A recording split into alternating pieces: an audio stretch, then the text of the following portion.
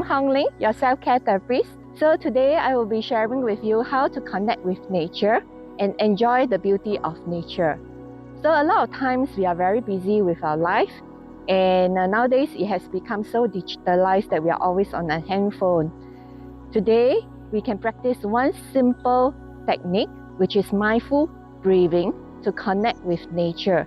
And this technique is called 4-7-8. So we will breathe in 4 counts, we hold for 7 counts, and then we exhale through our mouth 8 counts. So let's do it together. Breathe in 1, 2, 3, 4, and we hold 1, 2, 3, 4, 5, 6, 7. Then we exhale through our mouth 1, 2, 3, 4, 5, 6, 7, 8. So why the exhalation is longer is to help you calm your body. You can practice this technique anytime, anywhere.